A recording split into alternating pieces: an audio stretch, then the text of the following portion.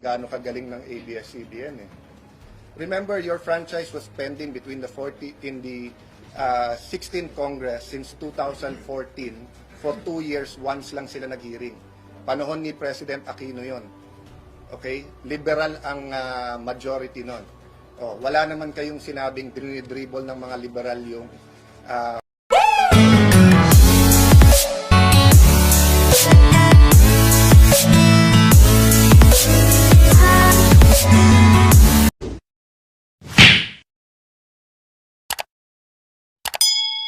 So what? We don't do the national budget because mas importante ABS. We don't do the Taal relief kasi mas importante ABS. Bakit ang Channel 5 at Channel 7 wala masyadong reklamo? Halos wala nga eh. At na-approve ka agad. So wag nyo isisi sa amin bakit mabilis sila. Tignan nyo bakit yung sa inyo naiipit. Baka naman may kasalanan din kayo. Diba? 2019 election. How many shows did you have on the case of me and Lani? 4, no? You only invited us once. 3 times kalaban namin. So walang bias kayo doon. Media can make or break political careers. And in 2010 and 2016, yan ang allegation sa ABS-CBN. Na nakialam kayo kung sinong gusto nyo maging presidente. Sa akin personal opinion ko, kung kinumpare mo yung hearing natin sa Senate, nagpila kung gaano kagaling ng ABS-CBN. Remember, your franchise was pending between the 16th Congress since 2014. For 2 years, once lang sila nag-hearing.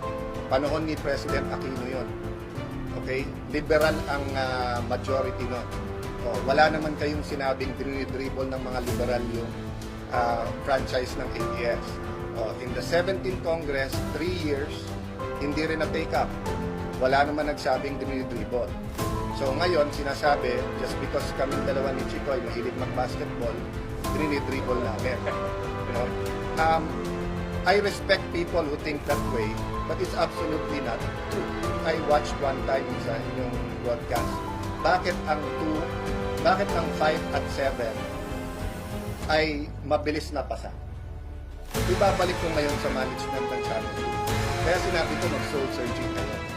Bakit ang Channel 5 at Channel 7 wala masyadong reklamo, halos wala na, at na-approve ka agad? So wag nyo isisi sa amin bakit mabilis sila. Tignan nyo bakit yung sa inyo naiipit. Baka naman may kasalanan din kayo. Diba? And that's why tayo mag-iilig. Para malaman natin kung meron o wala. So if it's just the natural friction between politicians and the news, then we should grant the franchise. But if there are violations of law that threatens our democracy, then the committee or the Congress has to do something. Yes, go ahead.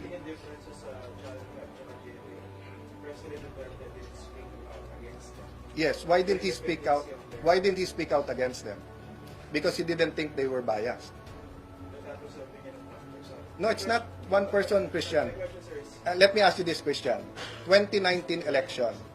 How many shows did you have on the case of me and Lani? 4, no? You only invited us once. 3 times kalaban namin. So walang bias kayo doon? Si Swansing, mag-asawa, congressman from 2 districts, you didn't have a hearing about them.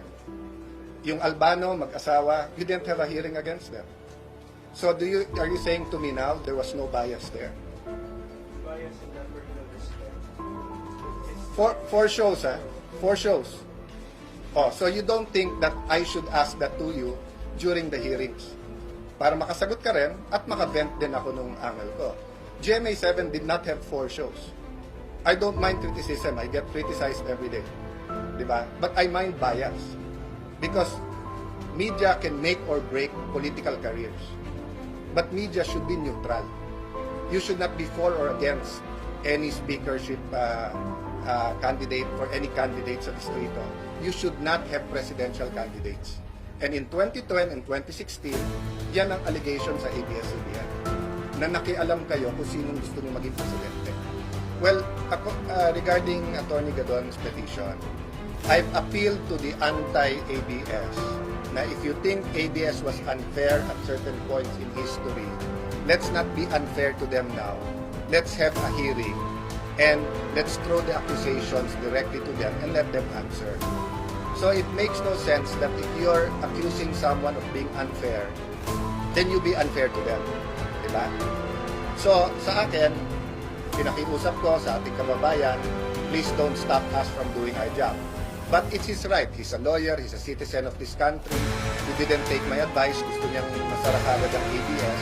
But until the Supreme Court tells us that we should stop, and I don't think they will, because it's our it's part of our congressional responsibilities and duties and constitutional mandate to look into and grant franchises. No?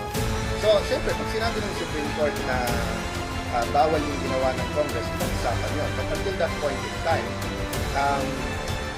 Attorney Gadon has one opinion of 110 million Filipinos, and we don't share this opinion. Anong suggestion ko, interviewin mo sila in the next few days. Kasi syempre iba yung context na dito sila tinatanong, kapaligid sa kanilang kongreso.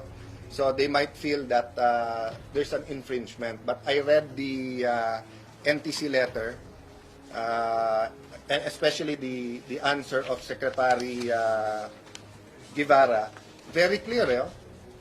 An applicant who has previously granted the franchise by Congress could be considered a qualified applicant within the purview of the MC and could accordingly be issued a provisional authority to operate, subject to Congress' eventual disposition of the franchise renewal bill. Conclusion. Based on the foregoing discussion, there is sufficient equitable basis to allow broadcast entities to continue operating while the bills for the renewal for the respective franchise remain pending with Congress. That's why nga, to allay any fears, if it is an attack on ABS-CBN or on the franchise, what the committee will do is simply deny, sarado ang ABS-CBN. Diba? We will not go through all this effort and these news cycles just so that isara. No. We are sincere in wanting credible, fair hearings, objective hearings on this. So personally, I don't see any reason for ABS to stop broadcasting when we go on break or when the franchise expires, no? Until may final disposition nila, meaning granted o hindi granted yung bagong franchise.